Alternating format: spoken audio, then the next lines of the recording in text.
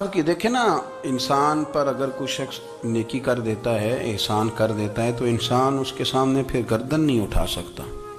یار یہ میرے مشکل وقت کا دوست ہے، اس نے میرے ساتھ نیکی کی ہے. کبھی بھی گردن نہیں اٹھائے گا، جھکا کے رکھے گا. تو اگر عام کوئی نیکی کر دے تو اس کے سامنے انسان کبھی گردن نہیں اٹھاتا. تو جو رب ساری نعمتیں عطا فرمائے، جو کہے کہ تیری تخلیق میں نے کی، تجھ سے پہلوں کو بھی پیدا میں نے کیا، تیرے لیے زمین کا بچھونا بھی میں نے بچھایا، آسمان کی چھت بھی میں نے لگائی، تیرے لیے زمین سے ساری اناج کو، پھل کو، کھیتیوں کو نکالا بھی تیرے لیے. اب تو اس طرح کر کہ تو میری عبادت کر، تو میری بارگاہ میں جھک جا. بہت سارے نشے لوگوں کو لگے ہوئے ہوتے ہیں. ہر آدمی کوئی نہ کوئی نشہ کرتا ہے. کوئی دولت کا کرتا ہے، کوئی شہرت کا کرتا ہے، کوئی اپنی تعریف کا نشہ کرتا ہے. دو چار لوگوں سے تعریف سن کے مطمئن ہو جاتا ہے. ناراض تو نہیں ہو گیا اس جملے سے؟ آپ کرتے ہیں لوگ دولت کا نشہ بھی. یہ جب نقصان ہوتا ہے تو بندے بیمار نہیں ہو جاتے؟ پیسے ڈوب جاتے ہیں تو لوگ بیمار نہیں ہو جاتے؟ تو اس کا مطلب یہ ہوتا ہے کہ نشہ ٹوٹ گیا ہے. اب بہک ہوئے ہیں نا تھوڑے سے تو کانپتے ہیں، تڑپتے ہیں، پریشان. نشئی اسی طرح ہی کرتا ہے نا، نہیں ملتا تو پریشان ہوتا ہے. یہ سارے نشے ہیں، مختلف قسم کا نشہ. اب مانتے نہیں اس بات کو، تسلیم نہیں کرتے، کیونکہ تسلیم کرنا بڑا مشکل کام ہے. اس کے لیے تو بڑی ساری چیزیں جو ہیں وہ دبوچ کے اور بڑی سارے رستے پھلانگ کے آنا پڑتا ہے. تو بڑا مشکل ہے ماننا، ورنہ کرتے ہیں ہم. ہمارا مزاج ہے. یہ گھومنے پھرنے کا، دنیا دیکھنے کا بھی ایک نشہ ہے. یہ بہت ساری باتیں کرنے کا بھی ایک نشہ ہے. گپ شپ کا بھی ایک نشہ ہے. دو چار لوگوں کی جب تک پگڑیاں نہ کھول لیں، بعض لوگوں کو نیند نہیں آتی. یہ غیبت کا، چغلی کا، بددیانتی کا، یہ بھی ایک نشہ ہے. اس پر ملا رومی رحمۃ اللہ نے بڑا کلام لکھا ہے. وہ کہتے ہیں مانگ کے کھانے کا بھی نشہ ہے، مانگ کے کھانے کا بھی نشہ ہے. وہ کہتے ہیں کہ ایک بھیک مانگنے والی خاتون تھی، تو بادشاہ کے پاس بھیک مانگنے آئی تو بادشاہ کو پسند آ گئی، اس نے شادی کر لی. اب اس کو عادت تھی بھیک مانگ کے کھانے کی. تو وہ کنیزوں سے کہا کرتی تھی کہ فٹافٹ نہ روٹی لے کے آیا کرو، میں 2-3 دفعہ مانگوں تو پھر لایا کرو. چونکہ ایک نشہ ہے نا، تو میں مانگوں 2-4 دفعہ تو پھر. تو انسان بہت سارے نشے کرتا ہے، یہ مانتا نہیں. یہ موبائل، یہ فیس بک، یہ سارے نشے ہی ہیں. اپنی فوٹو لگا لینا، سارا دن اسی کو دیکھتے رہنا. اور بڑے بڑے سیانے بندے جو وزادار ہیں، بڑے وزادار لوگ ہیں، لیکن وہ بھی سنجیدگی کے قائل نہیں، اس طرح کے نشوں کا شکار ہیں. یہ سارے نشے ہیں جو ہم نے پال لیے. ہمارے صوفیاء، ہمارے بزرگ فرماتے ہیں کہ تم اس طرح کرو، اگر سارے نشوں سے بچنا چاہتے ہو تو سجدے کا نشہ شروع کرو. سجدے کا نشہ شروع کرو. یہ نا اقبال کہتے ہیں، ہو عطار ہو، رومی ہو، رازی. آپ بات کو سمجھیں. عطار ہو، رومی ہو، رازی ہو، غزالی ہو، کچھ ہاتھ نہیں آتا بے آہ سحر گاہی. کہتے ہیں بہت بڑا صوفی ہو جیسے فرید الدین عطار تھے، بہت بڑا تصوف کا امام ہو جیسے امام غزالی تھے، بہت بڑا تفسیر کا استاد ہو جیسے امام رازی ہو. عطار ہو، رومی ہو، رازی ہو، غزالی ہو، پر کچھ ہاتھ نہیں آتا بے آہ سحر گاہی. اگر سویرے اٹھ کے روتا نہیں نا اللہ کی بارگاہ میں، اگر تہجد نہیں نہ پڑھتا، تو کچھ ہاتھ نہیں آتا بے آہ سحر گاہی. پھر اس کو کوئی چیز نصیب. میری بات کی سمجھ آ رہی ہے آپ حضرات؟ جب تک آپ سویرے نہیں اٹھتے، آپ اللہ اللہ نہیں کرتے، آپ کو نوافل کا چسکا نہیں، عبادت کا مزہ نہیں. فرمایا میری عبادت کرو، یہ شوق پیدا کرو، میں نے تمہیں پیدا کیا ہے. ہم لوگوں کے نشے، مختلف نشے، بڑا عجیب رنگ ہے. محفل کی صدارت کرنے والے بڑے پیر صاحب، بڑے القابات، بیچ میں سے بندہ تلاش کرنے سے بھی نہیں مل رہا، اتنے بڑے لقب ہیں اس کے. لیکن وہ سج سنور کے 2.5 گھنٹے بیٹھا رہا محفل میں، اور نماز کا وقت آیا تو اس نے مختصر سی پڑھی، وہ نکل گیا. ہلکے سے سجدے کیے. اتنا بڑا عشق رسول، نعت خواں، ہو کیا بات ہے. اور عشق رسول کا بہت بڑا پیغامبر، بہت بڑا مبلغ. اور بیچارہ سمجھ ہی نہیں سکا کہ اللہ کے رسول نے فرمایا تو نماز پڑھ میری آنکھیں ٹھنڈی ہو جائیں گی. تو یہ نشے کے عادی تو ہیں پر حقیقت کے قائل نہیں ہیں۔ یہ بس ٹھیک ہے، خوابوں کی دنیا میں لوگ زندہ ہیں، پر جن کو یہ جو نشہ تھا نا عبادت کا، یہ میرے رسول پاک کی چاہت ہے، یہ میرے نبی کریم علیہ السلام کی۔ آپ دیکھیں نا، حضور مہینوں جا کے غار حرا میں بیٹھتے، کیا وہاں تبلیغ کرتے تھے؟ کوئی کتاب لکھتے تھے؟ رسول کریم علیہ السلام مہینہ رہتے غار حرا میں، کوئی نہ مجھے دیکھے، کوئی نہ مجھے ملے۔ حضور یہاں کیا ہے؟ فرمایا میں اپنے رب کی عبادت کروں گا۔ نبی کریم علیہ السلام نے سجدوں کے ساتھ پتھروں اور پہاڑوں کو آباد کر دیا، سجدوں کے ساتھ۔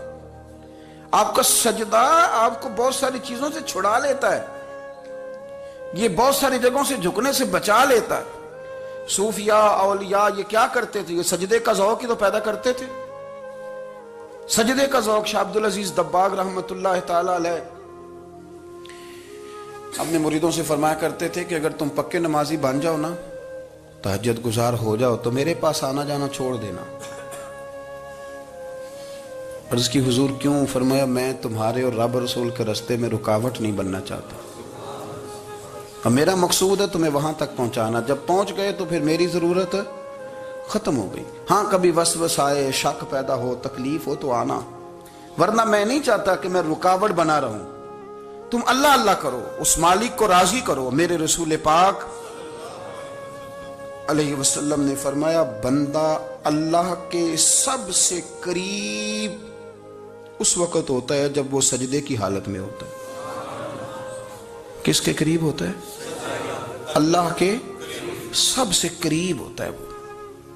وہ بڑا نیڑے ہے رب کے، بڑا قریب ہے، اس لیے کہ وہ حالت سجدہ میں۔ وہ جب سجدے کرتا ہے نا، اس کی بارگاہ میں جب جھک جاتا ہے، آپ ذرا سجدے کی کیفیت دیکھیں نا، زبان بھی یہاں ہے، آنکھ بھی یہاں ہے، کان بھی، عقل بھی ساری، اس نے سارا کچھ رکھ دیا سجدے میں۔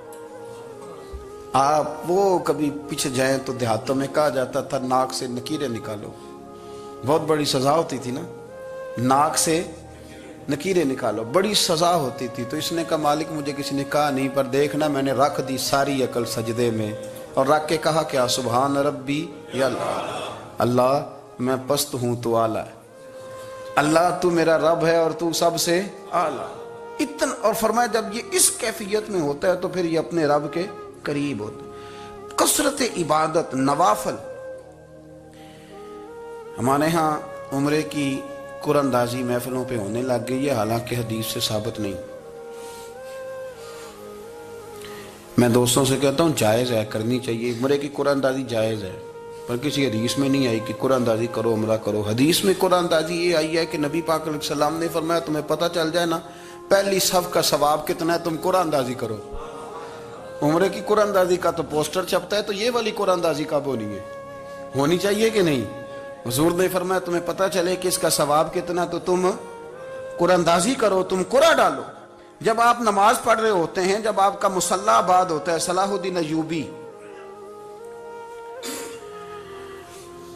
ایک بزرگ سے ملاقات ہو گئی، بیت المقدس پر قبضہ تھا عیسائیوں کا، تو صلاح الدین بڑے پریشان تھے۔ بابا جی کہنے لگے پتر کیا ہوا؟ کہنے لگے حضور پتہ چلا ہے دشمن کے 2 بحری بیڑے اسلحہ لے کے آ رہے ہیں، مسلمان پہلے ہی کمزور ہیں، اور اب اگر 2 بحری بیڑے اور آ گئے تو حضور مسئلہ بن جائے گا۔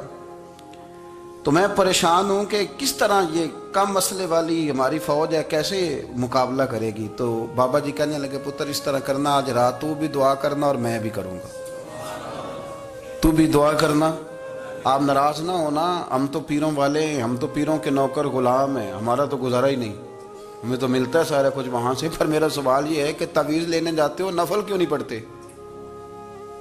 رات اللہ اللہ کیوں نہیں کرتے؟ یہ بھی تو ہمارے بزرگوں کا ہی طریقہ ہے، انہوں نے تو ہمیں سکھایا ہے۔ صلاح الدین ایوبی سے بزرگوں نے کہا کہ رات آج نا اللہ اللہ کرنا، تو میں تیرے لیے دعا کروں گا، تو بھی دعا کرنا۔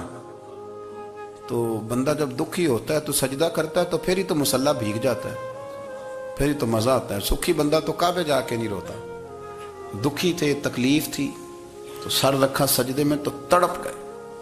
اور وہ بابا جی کہتے ہیں میں مسجد آیا تو صلاح الدین چیخے مار کے رو رہا تھا، اور کہہ رہا تھا مالک میں کوئی اپنی شان کے لیے تو نہیں نہ لڑ رہا، اللہ کو میں کوئی قبضوں کے لیے تو نہیں لڑ رہا، مالک تیرے لیے لڑ رہا ہوں، مجھے بے آبرو نہ کرنا، میری مدد فرمانا۔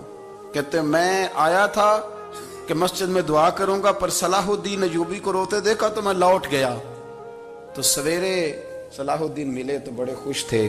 میں نے کہا پتر کیا ہوا؟ کہنے لگے حضور وہ بحری بیڑے دو آ رہے تھے نا اسلحہ لے کے، دونوں ڈوب گئے پانی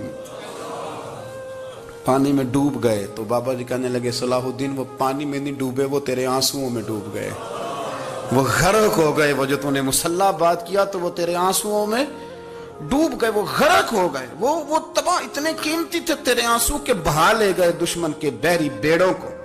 میرے بھائی ٹھیک ہو گیا جی، میرے عزیز سمجھ لیں اس بات کو ہمیشہ کے لیے، اور اس پر غور کر لیں اچھے طریقے سے کہ میرے رسول کریم سید عالم صلی اللہ علیہ وسلم نے نا ہماری توجہ دلائی، حضور نے ہمیں بتلایا، ہمارا ذوق بڑھایا عبادت کی طرف۔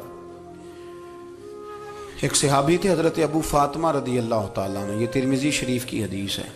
نبی پاک علیہ السلام نے فرمایا ابو فاطمہ قیامت کے دن مجھ سے جلدی ملنا چاہتے ہو کہ دیر کے ساتھ؟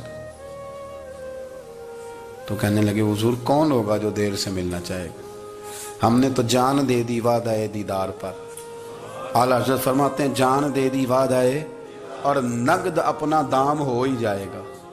مجھے لگتا ہے کہ یہ سودا نقد و نقد ہو جانا ہے، چونکہ ہم نے جان دے دی وعدہ دیدار پر۔ آپ نے وعدہ کیا تھا کہ مریں گے تو پھر زیارت ہوگی، تو مر گئے ہم زیارت کی خاطر۔ جان دے دی وعدہ دیدار پر تو نقد اپنا دام ہو ہی جائے گا۔ اے رضا ہر کام کا ایک وقت ہے، دل کو بھی آرام ہو ہی جائے گا۔ تو حضرت ابو فاطمہ رضی اللہ تعالیٰ عنہ سے نبی پاک صلی اللہ علیہ وسلم نے فرمایا جلدی ملنا چاہتے ہو کہ دیر سے؟ عرض کی حضور فٹافٹ ملنا ہے، میں نے قیامت کے دن آپ سے جلدی ملنا ہے۔ تو نبی پاک علیہ السلام نے فرمایا پھر اس طرح کرنا، دنیا میں رہ کے سجدے زیادہ کرنا، پھر سجدے زیادہ کرنا، قیامت میں ملاقات جلدی ہو جائے گی، قرب ملے گا تمہیں۔ اپنے بچوں کے اندر دیکھیں نا، ہم شوق پیدا کرتے ہیں، ہمیں صحیح لفظ نہیں بولنے آتے پر ہم بچوں میں شوق پیدا کرتے ہیں کہ پتر ڈاکٹر بن جائے گا تو بڑا نفع کرے گا، تو لوگوں کی خدمت کرے گا، ملک و ملت کی خدمت کرے گا، تیرے ابا کا نام روشن ہوگا، تیرے دادا کی تعریفیں ہوں گی۔ ہم یہ ذوق پیدا کرتے ہیں، ہم اپنے نوجوانوں کے اندر یہ فکر پیدا کرتے ہیں، انہیں ہم سمجھاتے ہیں کہ میاں جب تم پڑھو گے، محنت کرو گے تو فلاں آدمی کی طرح تمہارا نام ہوگا۔ یہ جتنا ذوق ہم بچوں کے اندر ان چیزوں کا پیدا کرتے، ہمیں حکم ہے کسی طرح ہم ذوق پیدا کریں کہ پتر نماز پڑھے گا تو اللہ راضی ہو جائے گا، تو سجدہ کرے گا۔ دیکھیں نا میرے رسول کریم علیہ السلام نے فرمایا 7 سال کے بچے کو مسجد لے کے جاؤ، یعنی اسے شوق دلاؤ، اس کے اندر یہ خاصیت پیدا کرو کہ اس کا دل کرے مسجد میں جانے کا، اس کے اندر یہ خصوصیات لاؤ کہ وہ ہمارے ہاں نا ہر چیز کو پرموٹ کیا جا رہا ہے، ہر چیز کو، یعنی سر سنگیت سکھانے کے لیے اکیڈمیاں بن گئی ہیں، ہر شے پرموٹ ہو رہی ہے، عبادت کا جذبہ کم ہوتا جا رہا ہے، اللہ کا ذوق ہمارے اندر نہیں رہا۔ اور اتنا مشکل ہم نے اپنے لیے بنا لیا ہے کہ وہ بندہ جو بڑی زبردست مذہبی گفتگو کر رہا تھا اور تگڑی بات کر رہا تھا، کیا بات ہے، لیکن نماز کے بارے میں کمزوری دکھا جاتا ہے، نوافل کے بارے میں وہ چپکے سے نکل جاتا ہے۔ امام احمد بن حنبل رحمۃ اللہ تعالی علیہ، مسند امام احمد بن حنبل 14 جلدوں میں ہے مارکیٹ میں، اور مجھے تو خیر پسندی بڑی ہے، میں نے تو کئی دفعہ پڑھی ہے، اور کیا بات ہے امام احمد بن حنبل کی، کیسے تگڑے قسم کے محدث تھے، اور اللہ نے کتنا انہیں اعزاز عطا فرمایا ہوا تھا۔ یہ کوڑے بھی کھاتے تھے دین کی خاطر، سارا کرتا لہو سے بھر بھی جایا کرتا تھا، بڑا اعزاز والا شخص تھے، بڑے اعزاز والے، حدیثیں جمع کرنا، حدیثیں لکھنا، حدیث پڑھانا، سارا دن رہتے تھے، کہہ سکتے تھے کہ میں کر تو رہا ہوں کام، اور حدیث بھی موجود ہے کہ عالم عابد سے افضل ہوتا ہے، پر اس کے باوجود امام احمد بن حنبل رحمۃ اللہ علیہ 300 نفل فرض نمازوں کے علاوہ پڑھا کرتے تھے، 300 نوافل روز پڑھا کرتے تھے۔ ان کے بیٹے نے کہا ابا جی مکان خریدنا ہے تو کوئی جگہ کہاں کر کے لوں، بہت ساری آبادیاں، تو فرمایا پتر وہاں لینا جہاں مسجد قریب ہو۔ میرے رسول کریم سید عالم صلی اللہ علیہ وسلم اتنا پسند کرتے مسجد کو، اتنا پسند کرتے نماز کو کہ رسول کریم صلی اللہ علیہ وسلم تہجد کی نماز بھی پڑھتے، پھر حضور فجر کی نماز بھی پڑھتے، نبی پاک وتر کو الگ کر کے پڑھتے، عشاء کے ساتھ نہیں پڑھتے۔ یہ تو ہم اس لیے اجازت دی ہمارے بزرگوں نے کہ بعد میں اٹھے گا کون علیحدہ وتر پڑھنے کے لیے، عشاء کے ساتھ پڑھ لیں۔ وتر پڑھتے، تہجد پڑھتے، فجر پڑھتے، اشراق پڑھتے، چاشت پڑھتے، پھر مغرب کی نماز کے بعد 6 رکعت اوابین پڑھتے، پھر رات کو صلاۃ اللیل پڑھتے۔ سیدہ عائشہ صدیقہ کہتی ہیں زمانہ سو جاتا اور میرے رسول مصلی بچھا کے کھڑے ہو جاتے۔ او یار، کھیتی باڑی کر کے نہیں، محنت مزدوری کر کے نہیں، جناب عائشہ کہتی ہیں میں یہ بھی دیکھتی کہ حضور ایک آیت شروع کرتے تو ساری رات اسی کو پڑھتے، اور میری نظر جاتی تو قدم مبارک پہ ورم آ جاتا۔ یار نماز پڑھ کے اتنی مشقت کر کے، اتنی جد و جہد کر کے ورم آ گیا، یا رسول اللہ اتنی محنت کیوں کرتے ہو؟ فرمایا افلا اکون عبدا شکورا، کیا میں اپنے رب کا شکر گزار بندہ نہ بنوں؟ صحابہ کا ذوق عبادتوں کا، ریاضتوں کا، تلاوتوں کا، طبیعت ہے ان کی، وہ ایک دوسرے کو، حضرت مولا علی شیر خدا کرم اللہ تعالی وجہہ الکریم کے زمانے میں روم کے بادشاہ نے کہا یار یہ مسلمانوں کا پتہ تو کرو، یہ آخر کیوں اتنے زیادہ مجاہد ہیں؟ اس زمانے میں جاسوس بھیجنے کا مزاج تھا، اب تو جاسوس پکڑا جاتا ہے، اب تو جاسوس ہے، اور جاسوسی کا شوق ویسے آج بھی ہے۔ عرض کروں تھوڑی سی بات اس عنوان سے، پتہ کیا ہمارا مسئلہ ہے؟ ہم جہاں جاتے ہیں نا وہاں تھوڑی خوشبو سونگھنے کی کوشش کرتے ہیں، وہ کیا ہے تو یہ کیا ہے تو ادھر کیا ہے تو تھوڑا سا ادھر کیا ہے۔ میرے رسول پاک پڑھیے درود شریف، سارے پڑھیے ذرا زور سے، صلی اللہ تعالی۔ نبی پاک علیہ السلام نے فرمایا جاسوسی نہ کرنا ورنہ تم بندوں کو خراب کر دو گے، اور فرمایا اس طرح نہ ہو کہ تم کسی کے اب کھول نہ نکلو تو تمہارے پہلے کھول جائیں۔ یہ جو ذوق ہے نا یہ ختم کریں، چھوڑیں، مطلب آپ کس چکر میں پڑے ہوئے ہیں؟ اتنی زیادہ توجہ کرنے کی کیا ضرورت ہے؟ کام سے کام رکھیں، اس میں بندہ تھوڑا سا نا آسان رہتا ہے۔ یہ جو بہت زیادہ ٹٹولنے والے لوگ ہوتے ہیں نا وہ بےچارے پھر عمر ٹٹولتے ہی گزار دیتے ہیں، اس لیے کہ مزاج ہی بہت پکا ہے، بوری کا منہ کھول کے اندر تک ہاتھ ڈالنا، تو پھر کئی دفعہ سامنے سے بچھو بھی لڑ جاتا ہے، خرابی ہوتی۔ تو جاسوسی کی جاتی تھی، اس نے بھی جاسوس بھیجے، کیونکہ قبیلوں کے لوگ تھے، کچھ مسلم کچھ کافر، پہچانے نہیں جاتے تھے لوگ، تو کچھ لوگ اس نے بھیجے، انہوں نے آ کے نا تحقیق کی،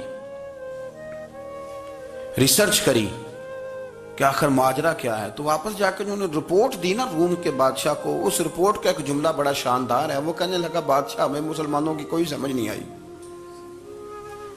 ہمیں کوئی سمجھ نہیں آئی۔ انہوں نے کہا کیوں نہیں سمجھ آئی؟ کہنے لگے یار عجیب بندے ہیں، جب رات مصلی پہ بیٹھتے ہیں تو یوں لگتا ہے ان کا دنیا سے رشتہ ہی کوئی نہیں، کوئی کسی کو نہیں جانتا، کوئی اپنے دکھ سنا کے رو رہا ہے، کوئی اپنی بات کر کے رو رہا ہے، لگتا ہے کہ ان کا کوئی رشتہ ہے ہی نہیں جب مصلی پہ بیٹھتے ہیں۔ اور فرمایا جب سویرے یہ جہاد کرنے نکلتے ہیں تو لگتا ہے ان سے زیادہ دلیر ہی کوئی نہیں، حالانکہ جو مصلوں پہ رونے دھونے کے لوگ ہوتے ہیں وہ کئی دفعہ جہاد میں کام نہیں کرتے، لیکن عجیب لوگ ہیں کہ رات کے راہب ہیں، دن کے مجاہد ہیں، کوئی سمجھ نہیں آتی۔ میرے عزیز، ان لوگوں نے مصلی آباد کر کے رکھا، تلاوتیں ان کا ذوق رہی، منظر روز پڑھنا، اسباق پڑھنا، وظائف پڑھنا، یہ ان کا ذوق رہا۔ اعلیٰ حضرت بریلوی رحمت اللہ نے 1000 کتاب لکھی ہے، لیکن الوظیفۃ الکریمہ کے نام سے جو وہ صبح و شام وظائف پڑھتے تھے وہ الگ انہوں نے ان کو بیان کیا، پابندی کے ساتھ اپنی اللہ اللہ کرتے تھے۔ شیخ شہاب الدین سہروردی رحمت اللہ علیہ اس پر ایک بندے نے اعتراض کیا، اس نے کہا جی آپ کس قسم کے صوفی ہیں، مرید بیٹھے ہیں اور آپ وہاں نفل پڑھ رہے ہیں؟ یہ بھی بڑا مسئلہ ہوتا ہے نا، جو بندہ ملنے آتا ہے وہ اپنے ٹائم کے حساب سے آتا ہے، اور پھر اس کا یہ بھی خیال ہوتا ہے کہ پیر صاحب جو ہیں وہ چونکہ درویش ہیں تو نہ انہیں روٹی کھانی چاہیے نہ سونا چاہیے، چونکہ وہ درویش ہیں، اور ہم چونکہ درویشوں کے ماننے والے ہیں لہذا ہمارا یہ طریقہ ہونا چاہیے کہ جیسے ہم کہیں درویش ویسے ہی کر جائے، حالانکہ جس کو آپ درویش کہیں گے آپ اس کی مانیں گے، آپ منوائیں گے نہیں، ہمارا مزاج ہوتا ہے۔ شیخ شہاب الدین پر لوگوں نے اعتراض کی، حضور لوگ ملنے آئے ہیں، زیارت کرنے آئے ہیں، بندے دعا کرانے آئے ہیں، اللہ اللہ کرانے آئے، اور آپ نفل پڑھ رہے ہیں، کیا جملہ ہے، کیا حسن ہے، کیا خوبصورتی ہے۔ فرمانے لگے رب رسول سے مانگنے کے لیے مصلی بچھایا ہے، اگر وہاں سے مانگوں گا نہیں تو تمہیں دوں گا کیا؟ پہلے مجھے کچھ لے تو لینے دو، اگر میرے پلے کچھ ہے ہوگی تو آگے دوں گا نا. تو میں مانگنے گیا تھا کہ یا اللہ دے, تیرے بندے لینے آئے, دے تو میں کچھ لوں گا تو آگے دوں گا نا. لیکن ہمارا یہ سٹیٹس, یہ مزاج, یہ شعور نہیں ہے. گپیں, کہانیاں, داستانیں, گفتگو, خطابت, واز, کیا بات. لیکن اگر کچھ کرنے کا کام ہو تو وہ نہیں ہم سے ہوتا. میرے نبی کریم علیہ الصلوۃ والسلام نے مصلی سے دل لگانے کا درس دیا. حضور نے توجہ دلائی. صحابہ اس ذوق کے حامل لوگ تھے.